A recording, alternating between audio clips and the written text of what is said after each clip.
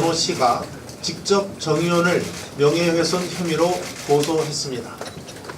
정 의원이 SNS에 올린 글의 본질적 취지는 전임 대통령에 대한 정치적 보복에 악순환이 뒤풀이 돼서는 안 된다는 것이었습니다. 문재인 정권이 지금 전 정부 기관을 총동원해서 벌이는 정치 보복 작태를 개탄하고 우려하는 것은 비단 정진석 의원뿐만은 아닙니다. 그런데 이런 지적도 못 받아들여서 명예훼손으로 아들이 직접 고소를 했으므로 이제 어쩔 수 없이 노무현 전 대통령의 죽음과 관련된 전말이 검찰 수사를 통해 밝혀질 수밖에 없다고 판단이 듭니다.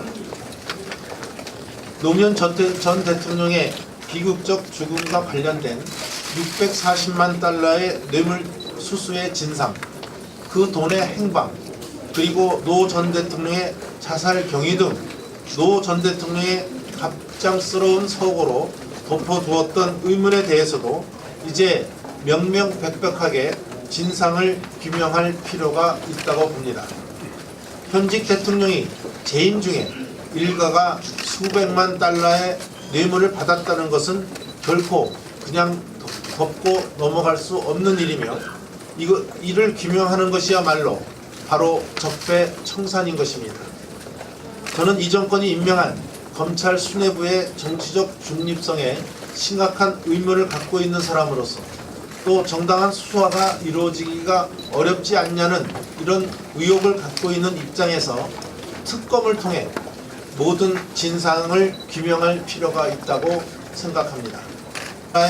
뇌물을 받았다는 것은 결코 그냥 덮고 넘어갈 수 없는 일이며 이를 규명하는 것이야말로 바로 적폐청산인 것입니다.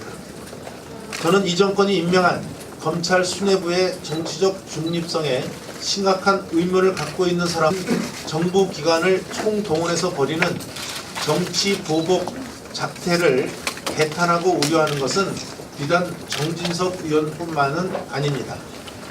그런데 이런 지적도 못 받아들여서 명예훼손으로 아들이 직접 고소를 했으므로 이제 어쩔 수 없이 그리고 노 전 대통령의 자살 경위 등 노 전 대통령의 갑작스러운 서거로 덮어두었던 의문에 대해서도 이제 명명백백하게 진상을 규명할 필요가 있다고 봅니다. 현직 대통령이 재임 중에 일가가 수백만 달러 권오 씨가 직접 정 의원을 명예훼손 혐의로 고소했습니다. 정 의원이 SNS에 올린 글의 본질적 취지는 전임 대통령에 대한 정치적 보복에 악순환이 뒤풀이 돼서는 안 된다는 것이었습니다.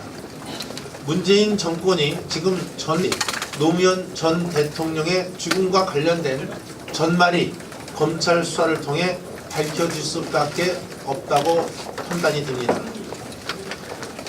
노무현 전 대통령의 비극적 죽음과 관련된 640만 달러의 뇌물 수수의 진상, 그 돈의